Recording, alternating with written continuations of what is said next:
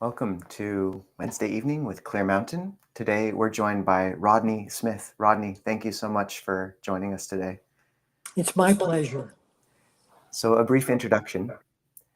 America's Insight Meditation movement was seeded by a cohort of spiritual pioneers, including Joseph Goldstein and Jack Kornfield, who found and studied with Southeast Asia's Theravada masters and brought their teachings to the West. Apart from being a member of this first wave of insight, Rodney Smith helped prepare the ground in Seattle for Clear Mountain. Rodney Smith spent 8 years in Buddhist monastic settings, both as at the Insight Meditation Society, IMS in Massachusetts, and several years as a Buddhist monk in Asia. He ordained with Mahasi Sayadaw in Burma, then practiced for 3 years with Ajahn Buddhadassa in Thailand. He disrobed as a monk in 1983 and, after returning to the West, started working in hospice care and teaching vipassana meditation throughout the US. At the end of 2016, Rodney retired from a full-time teaching role after more than 30 years of teaching. He served as a senior teacher for IMS and the founding and guiding teacher of Seattle Insight Meditation. He is author of the book Lessons from Dying, Stepping Out of Self-Deception, the Buddha's Liberating Teaching of No Self, and Awakening, A Paradigm Shift of the Heart, as well as Touching the Infinite.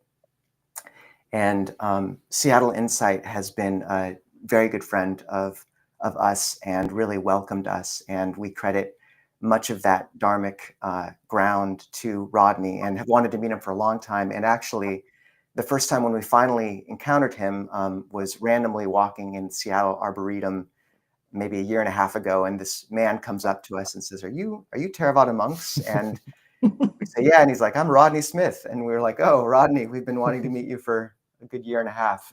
So Rodney, so grateful for what you prepared in Seattle, the community you cultivated, and for speaking with us today. Okay, I'm ready. Okay, there's your intro.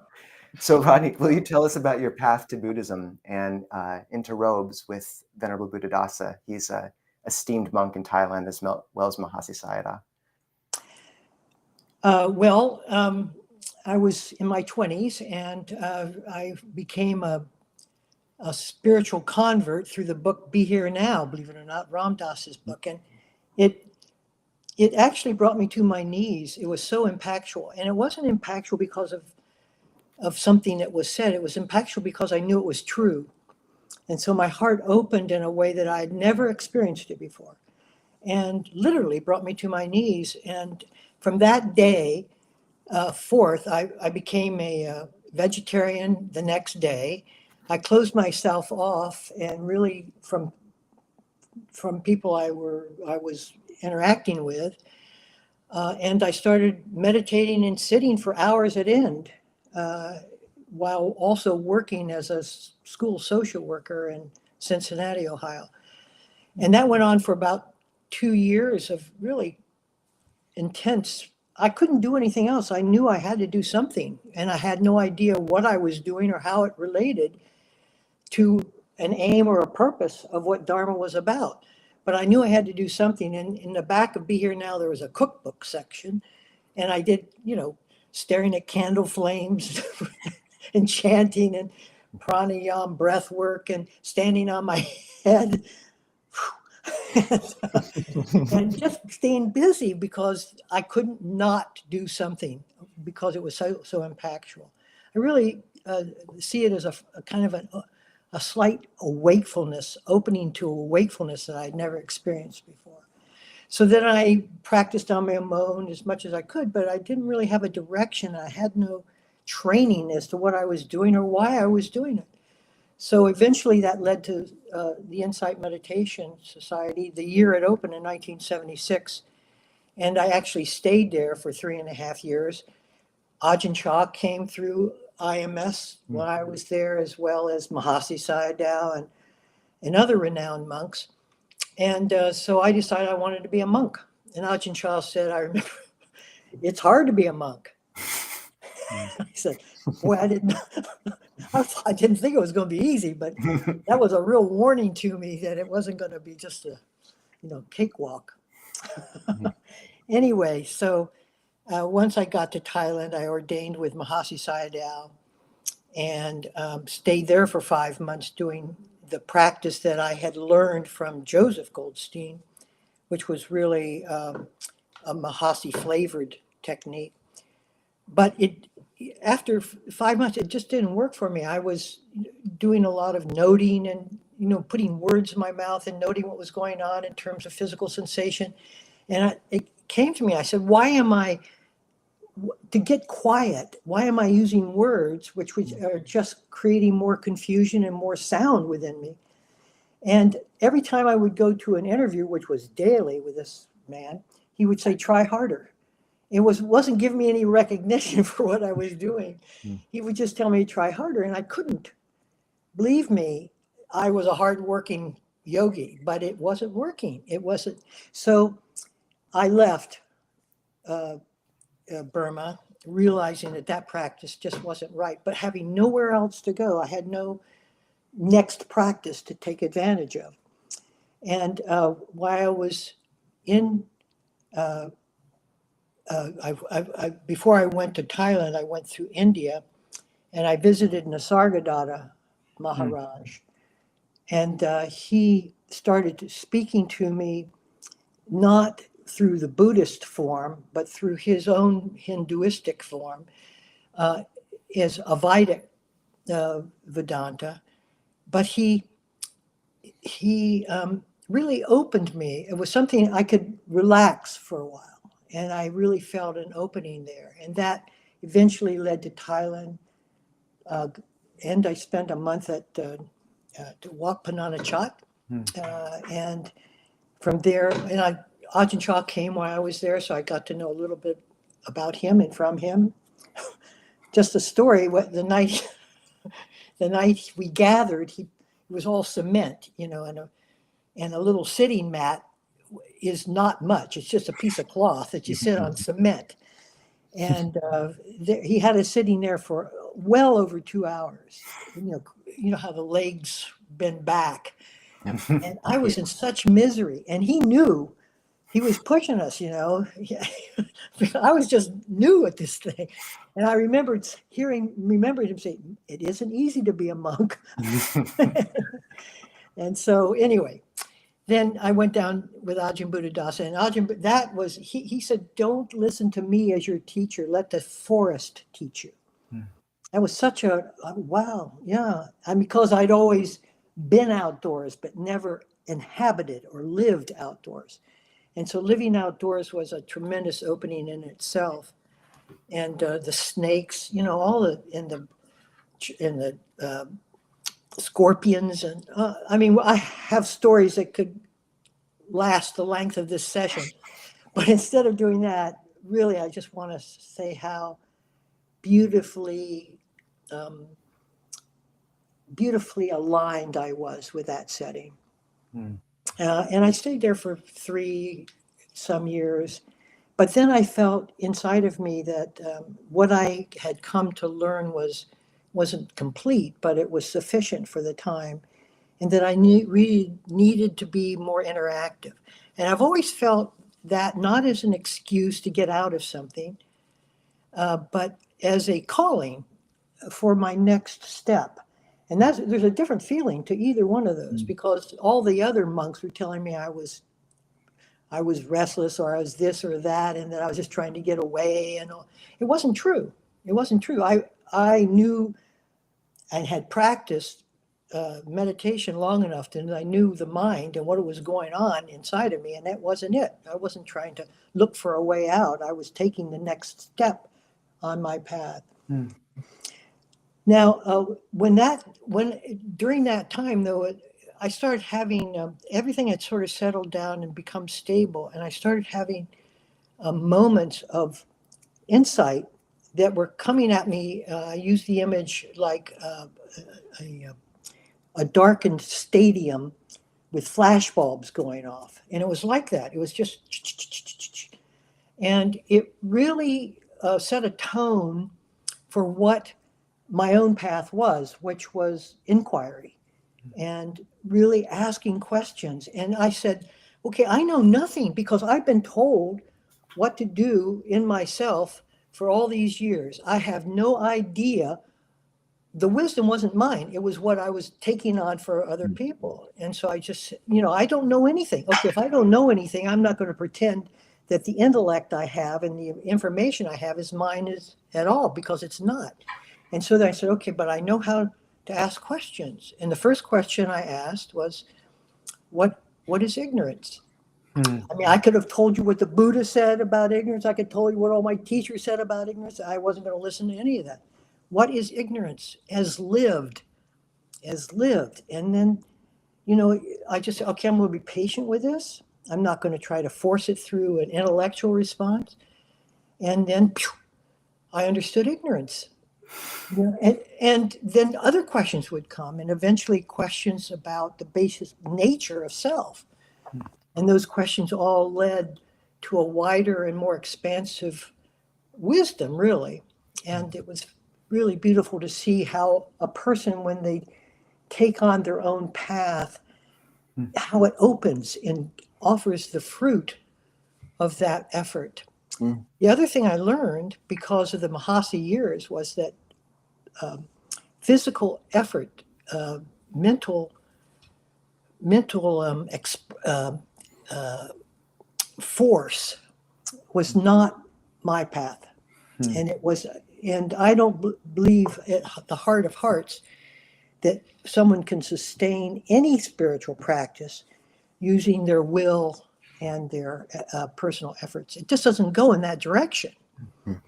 So a lot of wisdom was coming up and on. But at the same time, I also knew that it was time for me to move on. And where I moved on to was back in the States as a hospice worker.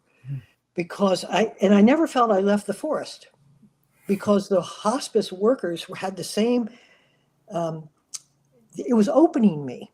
It was like, I didn't want to know what death was. That was not a question that would come lightly to my, I wonder what death, no, it was like, But it was such a beautiful opportunity through relationship to understand it and what it was and how it reacted in someone's body. And of course, my own mortality would come up in relationship. And then I started teaching, and it spread out from there. But that's the story in short of how in short was about, I got it 1976 to 1983. 8 years. Well, yeah, I hadn't heard quite a few of those details. And I mean, also coming out of the forests of Thailand is kind of the father of the Western Ajahn Chah tradition of Lumpur Sumedho. And I was happy to see recently Ajahn Nisabo and I both have been reading your books, listening to your talks. And I was very pleased to see that Lumpur Sumedho, Ajahn Sumedho, had written one of the blurbs to your most recent book, Touching the Infinite.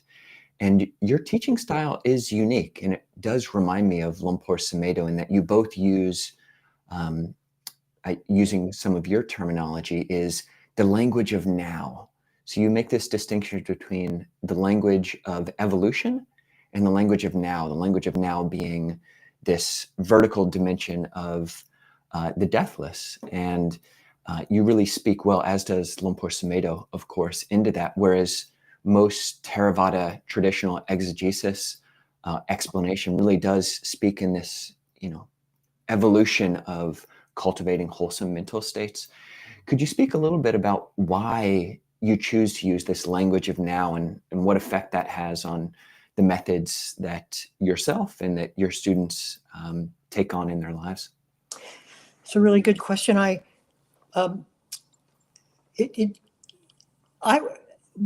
Over the years, what dawned on me, and it was a growing crescendo of thought and reluctance, is that I was wrapping myself in myself even as I was moving forward. I was using myself to get rid of myself, you might say. And it doesn't work, and you have to come in and self-examine who and what you are. And what I came to is that there's an essential element of being, an irreducible essence of being that is life. It's me, and it's the chair, and it's everything, but it's all of the same essence. And I said to myself, okay, so if that's the same essence, what is it that I'm seeing? I'm not seeing the essence. I'm seeing a picture and a house and a tree. It's because the mind is conceptualizing from what it wants and building boundaries that are not there and creating a conceptual reality that covers over that essence. I say, okay, well, if that's true, and I believed it to be, then the way I get to essence is to question the film that's covering it.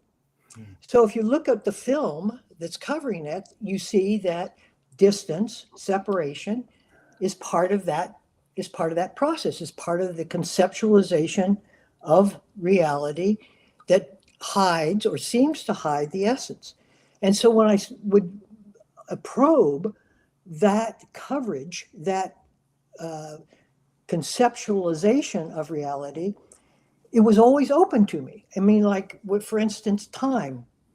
Well, time is, it doesn't require a lot of meditation to realize that time is really the thought of time, and that the thought of the past, the thought of the future, but there is one pristine moment in which the thought of the past or the thought of the future can intrude, and that's now, because now does not hold thought.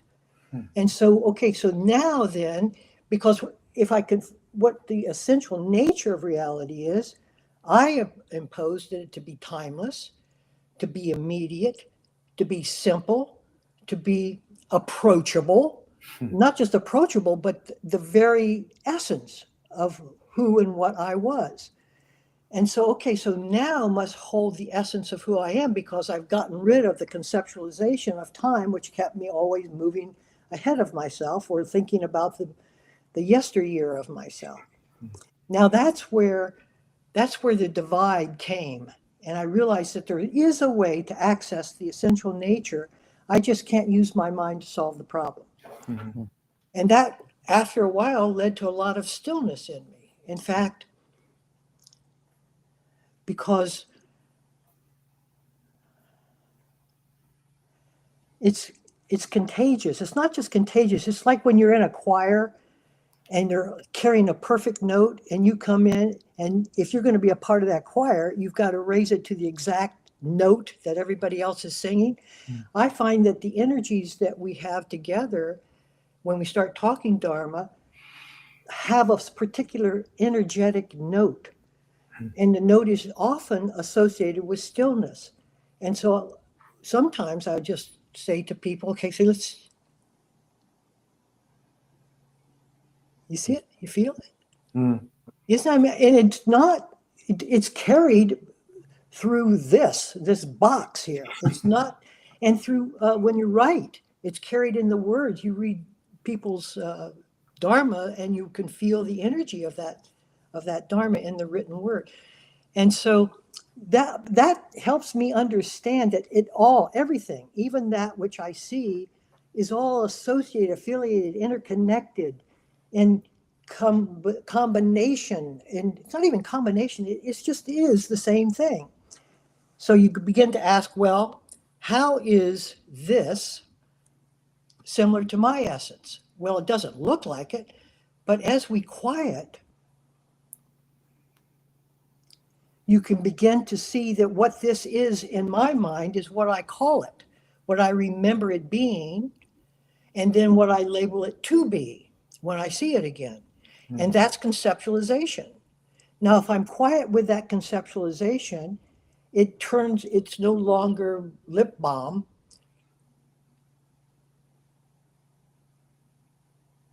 It becomes part of everything. It's no longer a separate thing.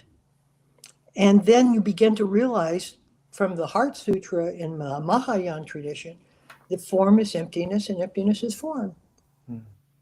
And so that sets me in the right direction to ask the right questions, to continue to evolve into this formless essence as my identifying point, if I call it an identifying point, but that I can release the sense of self, and that which I have always been reveals itself.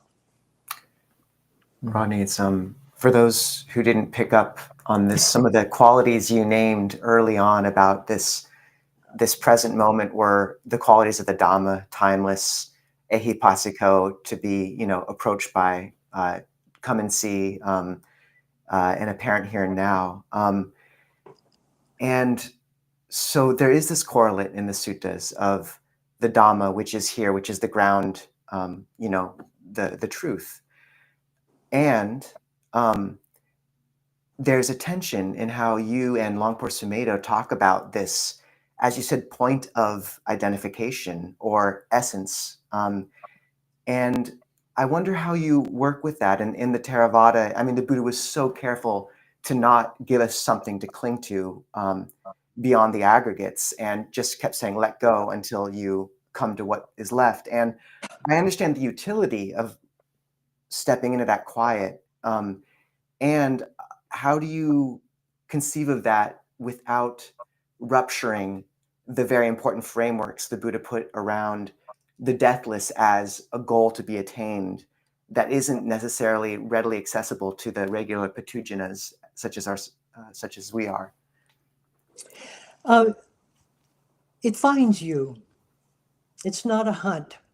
It's not a scavenger hunt. I was using meditation as a scavenger hunt. I need more of this. I need more of that. It's like the 7 factors of enlightenment. You could try to collect them and nourish them. And that's worthless, because that's the self trying to accomplish its own self-building. It doesn't work like that. We've got the first and foremost object that we have to dispel is the object of self, is the sense of I. And I lived with that for a long period of time. And now I live with it as, it's around, but it's not like it was. It doesn't compel me to do something. And it has thoughts, not a lot anymore, but some. And so when there isn't that constant jabbering, the space of what I call formless awareness is what holds thought, but is not itself a thought. Now, okay, so when that occurs, there's no self that's thinking in egotistic terms. It's not like it's the space itself becomes quiet, still, simple, nourishing, completely satisfactory. There are no hindrances there, because there's no self there. The mind is quiet. So all of that is not something you induce on yourself. It's the expressions of formless awareness itself. And that has become my practice. So when meditation can either be a means to an end, which is how most of us use it, because we don't just sit. We sit because this is good for us and it quiets the mind and it gets whatever. Or it can be a sense of entering the ground of being, where that becomes the meditation. So I don't know if I answered your question. Well, kind of along that same thread, in stepping out of self-deception, you say that the Buddha was fluent both in the language of now and the language of evolution. And then the very next clause is that, but really the two are like water and oil. And there's a Dzogchen saying, and I know you studied with Tulku Urgyen Rinpoche, which is amazing. But this Dzogchen teaching says that for someone who's relating to reality from the non-dual, teaching from a non-dual place are like nectar. But those same teachings can be poison from someone who's coming from this evolutionary stepwise progression. And in the same way, like teachings that are a gradual way are like nectar to someone who's on a gradual path, and they're like poison to someone who's kind of in this more instantaneous way. So how do you determine which vernacular you're going to use when interacting with the world or individuals? This is really an important point. They come together, and they're not contradictory. So you have the stillness of being, and you have the evolutionary thought and all of that side by side.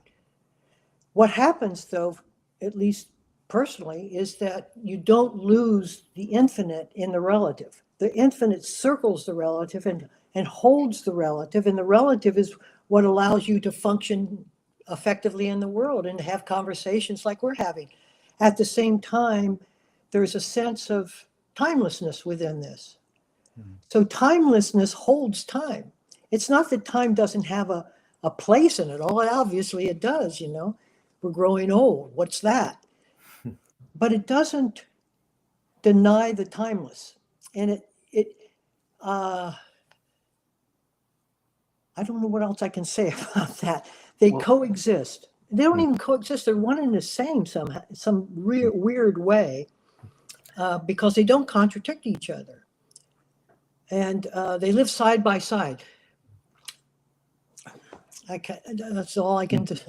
No, Rodney, I appreciate it. And I do want to ask about the process of death and dying in a second and some of your insights from that. But before I move on, just to put my Theravada monastic mind at rest, you know, I love this language of invoking the Dhamma and touching into that, because I feel it when you step into that quiet. There's a sweetness. I think of the word grace. I think of Rilke's quote that winning does not tempt that person. This is how he grows, by being defeated by greater and greater beings. I think of all this. And there's a part of me which still wants within this conversation to clarify that just because someone thinks, okay, I'm going to be quiet now, doesn't mean they've achieved enlightenment. And that's kind of, do you feel like there's room for that distinction in this conversation that we Yeah, can... I mean, it's...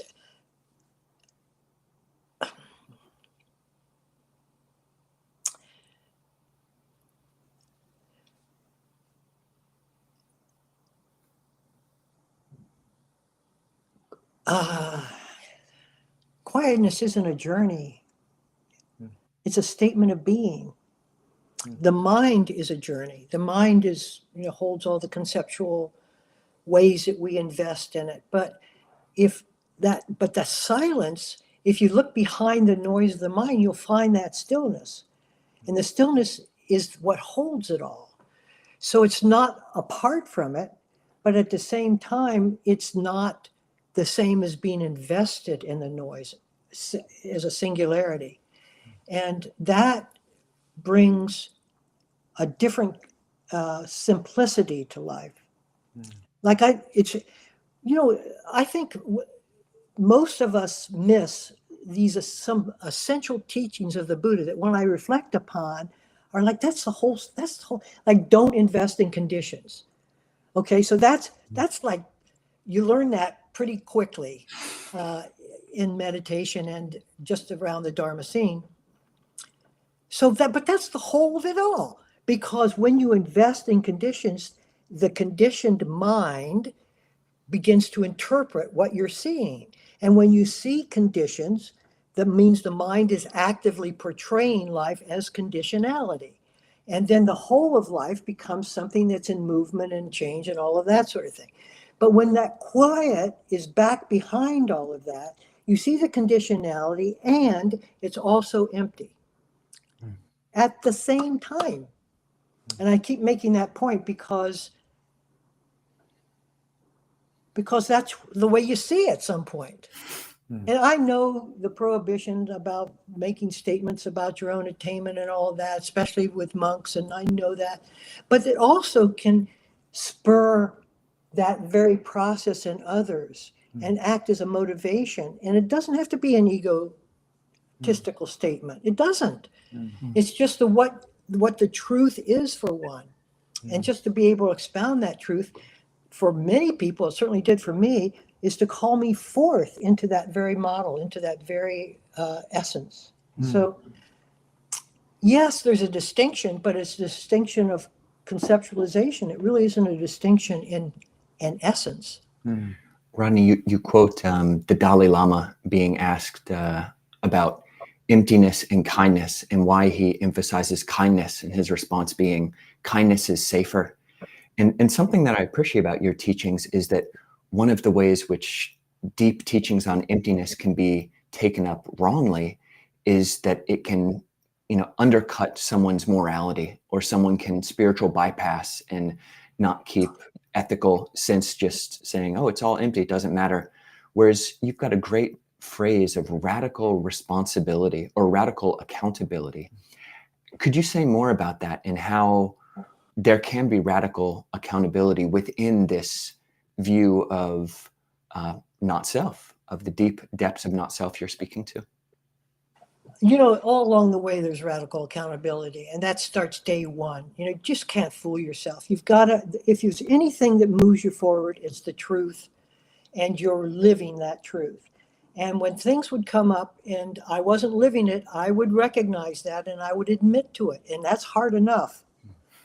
A radical accountability, from my point, is that you don't allow yourself, and you know it. I mean, that's the thing. If you didn't know it, then there would be no accountability. But when you're moving to the left or right against the actual integrity of your authenticity. And so that is what has been, I hate to say that because I don't want to make a statement that I can't keep, but that has been a driving force for my practice, is to be accountable to myself. And let me just change the word emptiness, because emptiness never worked for me. I never wanted to be empty. That sounded like some jug that you threw away into the trash. But what I did want to be, what I found out emptiness was in essence, and I think you can all agree with that, is incomprehensibility. It's incomprehensible. It's not something, but it is something. It's not what we know of as forms, but it is something.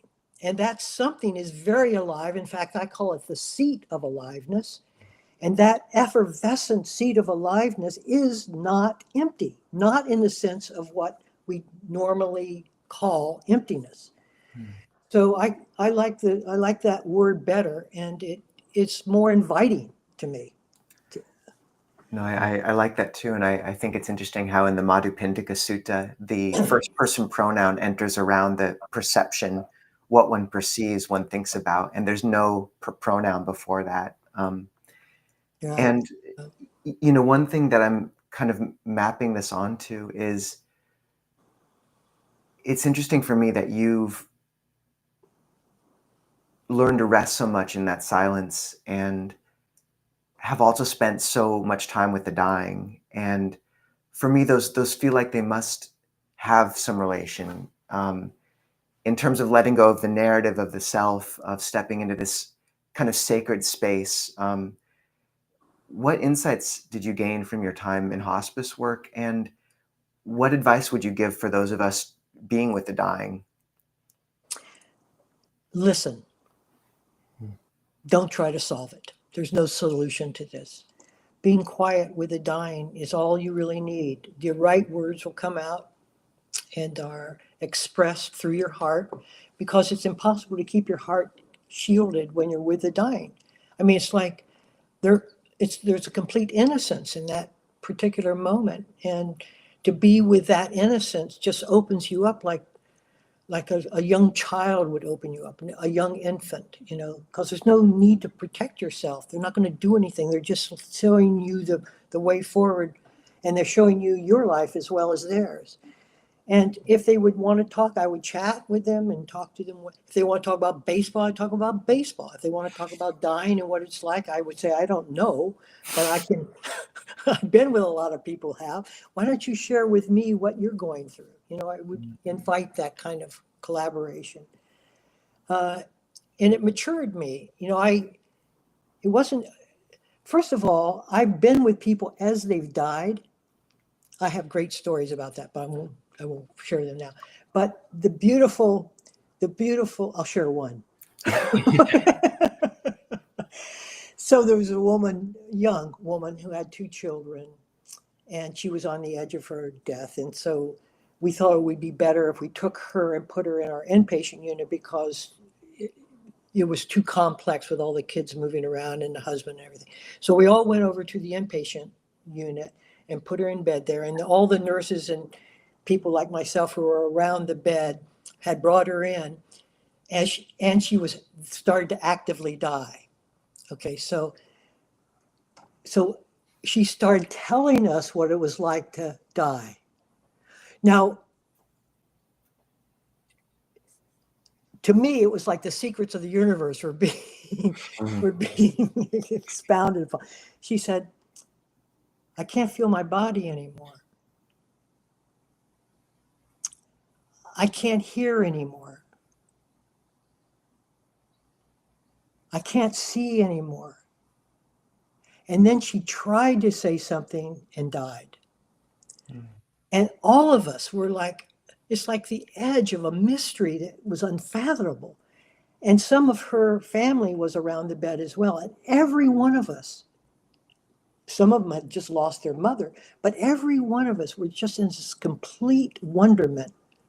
It was so beautiful, and it brought us together inclusively in a way that nothing else could have.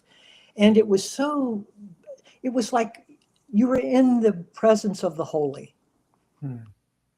And I don't believe death is that traumatic. I mean, because I've never seen it being traumatic.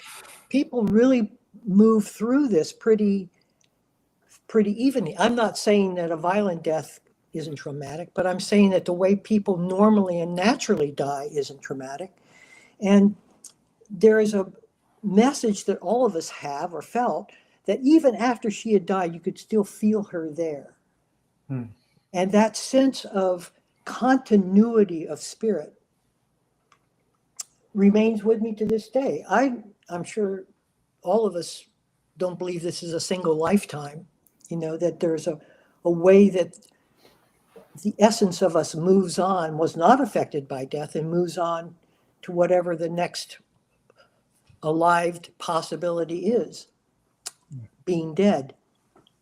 So now whenever I hear of anyone who has died, I spend some time, personally time, especially if I've known them, just reassuring them that it's confusing when you die, but it's not. Just settle down with that confusion and you'll find your way forward, basically. Yeah. Rodney, very much on this theme. You've got a fantastic quote in the book Awakening about love. And you say, as soon as we make love an objective goal, we lose sight of the formless nature of love that surrounds us at every point. What does a life look like when it is lived within love rather than for love? Could you say more about that love that surrounds us at every point? You see, the conditioned mind makes replicas of the essence of the expressions of the essence. That's the paramis. All the paramis are intrinsic to the formless awareness. And the way the mind, because we don't get out of formless awareness just because we have shielded ourselves with concepts, it comes through us. But the mind doesn't know what to do with it. So it makes a conceptual model of love. And so now I love you, and only if you do this for me, I will continue to love you. It has conditions because it's conditional. But in its essence, it's the isness of it.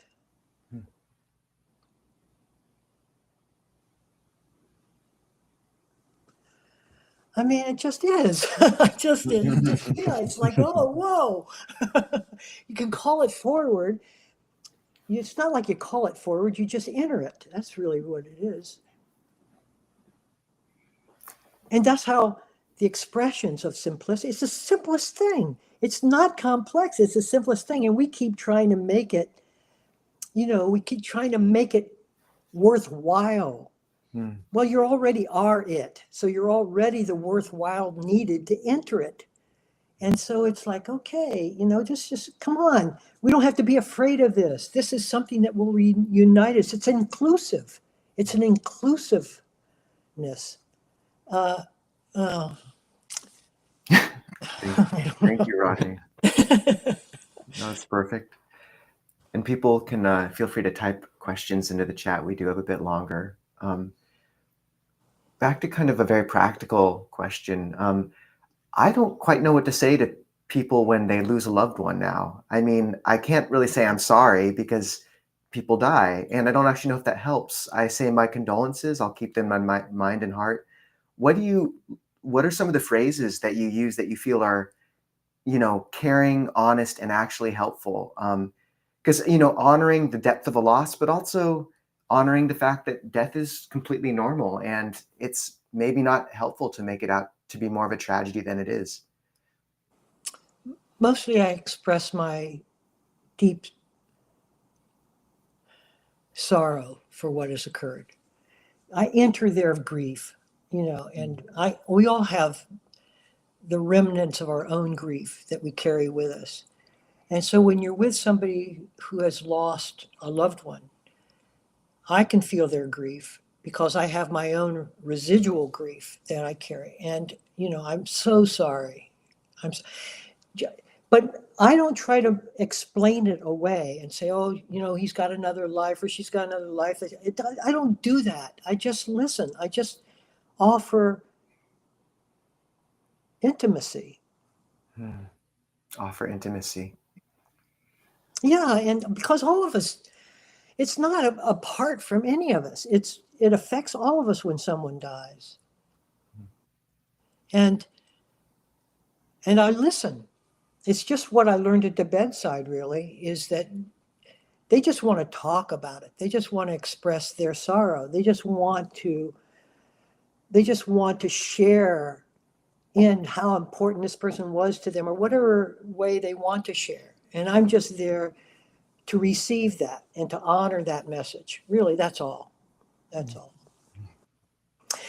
Especially, if I can say, when you're in a ministerial position, you want to be careful that you're not bringing that too quickly to bear upon It's safe for you, and it's an easy way to respond, but it's really not the right response that most people need. Yeah, monk-splaining is generally not always a great thing. So, No. I mean, we can say things, but I agree that energy. Yeah. Rodney, on this note, I mean, not just for professional clergy or people doing hospice work, but you've got a great, you talk about different forgeries or different doppelgangers, imitations or near enemies of certain wholesome qualities. And you talk about, I think, helping being a forgery or a near enemy to serving. So how do we serve rather than just help? Well, help's a model. I'm helping you. So there's a kind of pity to it, or a downgrading. It's not equal. It's not eye to eye. It's let me help you. And that can be a genuine statement in which there's no pity involved in it at all. Or it can come from a sense of being above and let me assist you in your time of need.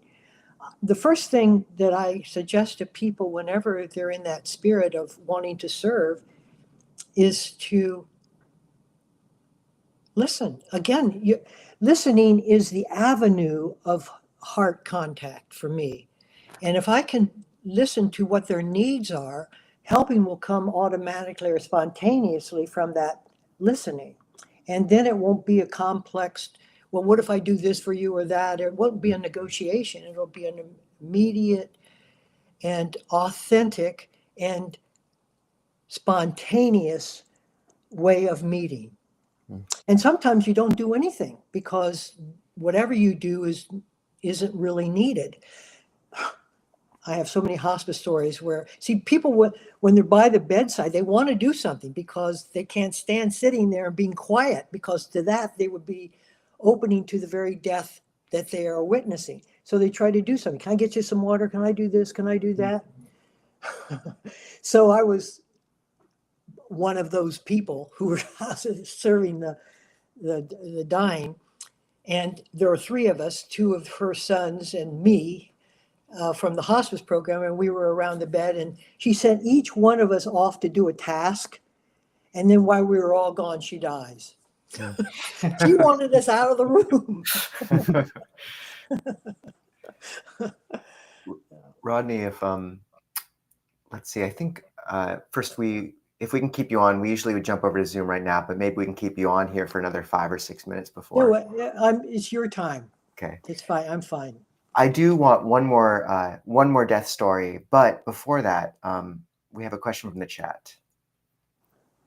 My grandfather and grandmother were together over 50 years. My grandfather just passed away in November at 99. Any advice to help her cope emotionally other than giving her company? What can I say to help her deal with those times when she has to be alone and learn to be alone? Do you know what it's like to be alone and lonely? We all know that, don't we? See, we try to fill it in too quickly. We try to fill in that space instead of letting the person dwell in that space for a while. They're not going to get out of being lonely because you're present and then leave. That's too quick of a response. That's a mental concept of trying to fix things. And I like not fixing things. Not that I wouldn't want to fix it if I could, but most things aren't fixable. And so I can be with her in her loneliness, in my own isolation, in my own sense of self-isolation. I can do that. But then I can also meet her in a more compatible, inclusive way if she would like to go that way. I mean, that's really Sangha. That's what Sangha means, is really connecting inclusively despite what is going on with each one of us individually. So that comes out of me too, is that sense of Sangha, of jointly sharing and experiencing together. And then a conversation unfolds, but you're not going to fix the problem. This is not a fixable solution.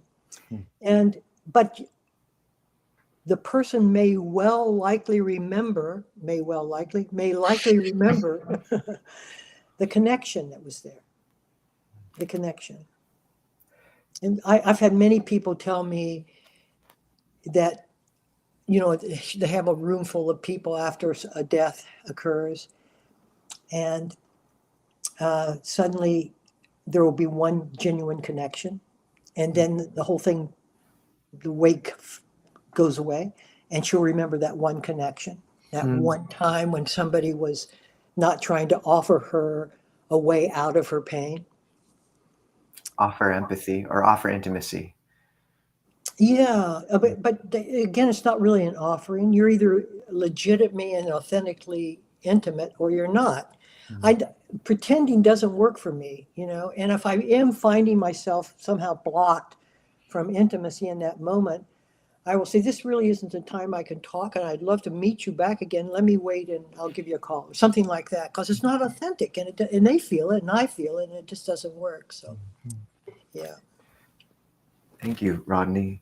You bet. Would you give joy. us, no, one more. Can you give us one more story of a death that was meaningful or which really remained with you after?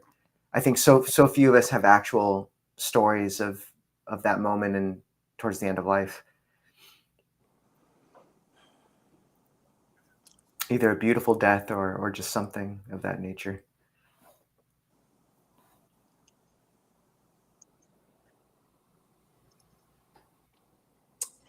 I wrote Lessons from the Dying, and it's filled with stories. But in this moment, for some reason, because of the way I've been speaking and the way my mind has been, it's not coming. I apologize for that, but the next time we meet, I'll have several of them ready for you. It's okay. Well, one that you told in one of your books, which I don't usually tear up when I'm reading a book, but it was a child who was playing around on monkey bars. Oh God, yes, okay. Okay, thank you for the story. So I was actually a meditation teacher, and this woman came in for an interview, and she tells me the following story. She said her 8-year-old son was out in the school play yard, and he was going on a monkey bars, and some boy grabbed his legs and pulled him down. He falls down, cracks his head, and dies a few hours later. Okay. The next day, you can imagine what the other children treated that boy like. She goes into that room. This is the day or 2 days later, after her son dies. She goes into that room and she says, "Listen to me. I want you to treat him with the love he deserved. This was not intentional. And if you treat it as if it were intentional, 2 people die." I will not allow that to happen. And it didn't because of her intervention there. Rodney, thank you for just the gentle presence and the stories and the wisdom, and for helping create a space for us here in Seattle. Okay. Thank you too for being here in Seattle. I really enjoy not only your presence, but the fact that we're bringing some monastic presence into Seattle. It's needed. We hope we get to run into you in a park again randomly soon enough. I'll look forward to it. So if people want to join us on Zoom, I just pasted the link into the chat. Rodney will be joining us as well for a more intimate discussion. If you can't find it there, just look at the YouTube description and there should be the link there. So Okay. we'll see you all soon enough. And Rodney, it's a pleasure. Take care. You bet.